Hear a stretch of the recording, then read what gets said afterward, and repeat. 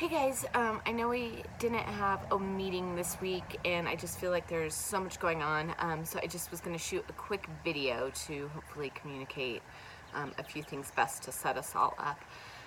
First, I wanted to thank you all for the Dream Team Party. I think it was a huge success, and I think it helped to build community on our team and help them to feel cared for and loved. So thank you for everything you did to make that happen. Let's make sure this Sunday and next, if need be, anybody who didn't get a bag and a gift card gift for the end of the year, get one. And so just kind of double checking and make sure whoever you serve with has gotten one. And make sure they know that there's a gift card in the pocket. That way they don't miss it and miss out on that. And then I wanted to remind you guys that on the team sheets that we print out that has everybody who's serving during your service, that side section tells you what they're teaching today. And it's a great way to cast vision and to help get them inspired. But it also in red has the reminders that we need to make sure that everybody knows. And since we know that not everybody reads email and not everybody comes to the huddle, as coaches, we really need to be at the beginning of our service going and talking to every single person and letting them know those reminders and information so they don't miss out. And so we need to get in a rhythm of doing that every single time we serve to everybody that is on our team. And those reminders change all the time, but let's just be mindful of that. That's those team sheets. Everything on that team sheet is great information that you should be utilizing every Sunday as a coach.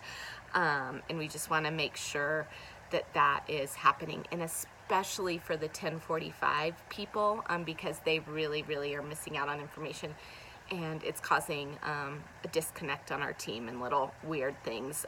So as coaches, let's make sure we're knowing that information ourselves, and let's make sure we're telling each and every person that serves with us each and every week. And then what we've been talking about the past couple weeks, and we just need to make sure we're doing, is that 9 o'clock coaches, before you wrap up serving, we need to make sure that every classroom is reset and looks nice. The lessons are organized to where the 1045 people can find them. Anything's restocked that needs to be restocked, or clean that needs to be clean. Because what's happening is the 1045 people are coming in and they think they don't have the supplies they need just because it hasn't been like reset.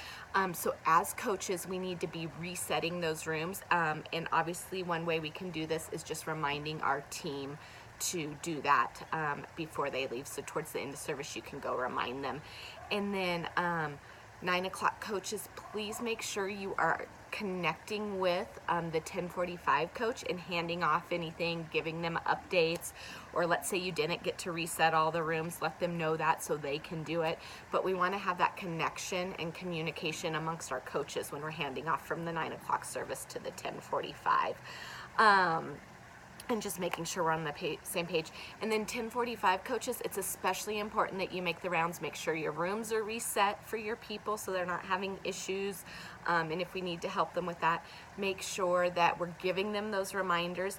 And then one of the reminders at 1045 we need to be saying all the time is to remind them to pack up their crates before they leave.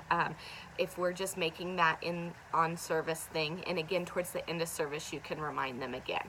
But 9 o'clock and 1045 coaches, keep those things in mind. And then remember that we're coaches. We're there to coach them in the moment on Sunday. So when we see stuff that we need to step into, let's do that. Let's do it loving, kind, graciously. Let's think through how we're going to say it, when we're going to say it, all that. But let's address things and be responsive, be caring, be kind. Whether it's somebody texts and says they can't come in because they're sick, I know it's frustrating because we're now having to juggle it, but they need to get oh, I'm so sorry you're not feeling well. How can I be praying? Or I hope you feel better, or praying for you. But they need to get like a kind response from us, and then we need to follow up during the week. If they're telling us that they need something, then we can't just say, well, I gave you enough, or well, fix it or deal with it. We need to go get it for them and make sure that they have everything they need. And then, you know, it happens all the time. People will be standing in the lobby chatting, and they're supposed to be in classroom, services open. So we have to go get them. We have to go step in and interrupt. But how we do it has to be kind and gracious and respectful and encouraging. And there's 1,000 other scenarios we could go over, but just make sure we're stepping in those moments.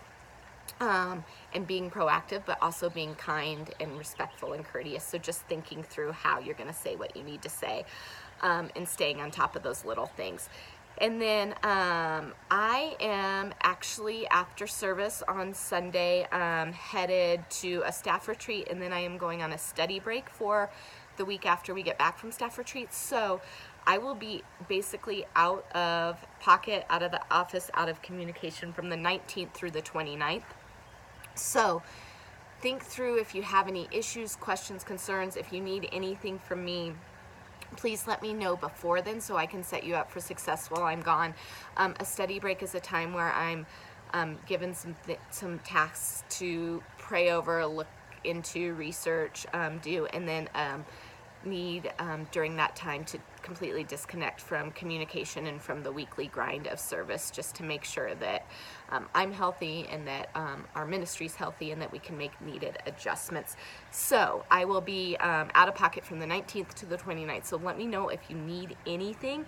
And then you can, of course, connect with Pam and or Shelby, and they can help you with anything that you will need. So this means our next coaching meeting will not be till June 3rd, but we will be touching base in between now and then. And so I just, again, want to thank you guys. I appreciate you so much. I'm excited. Summer's just around the corner, and I think it's going to be amazing. And I'm so thankful to get to do ministry with you and to see all the ways God's moving. So have a great week. And again, let me know if you need anything or have any questions. Thanks, guys.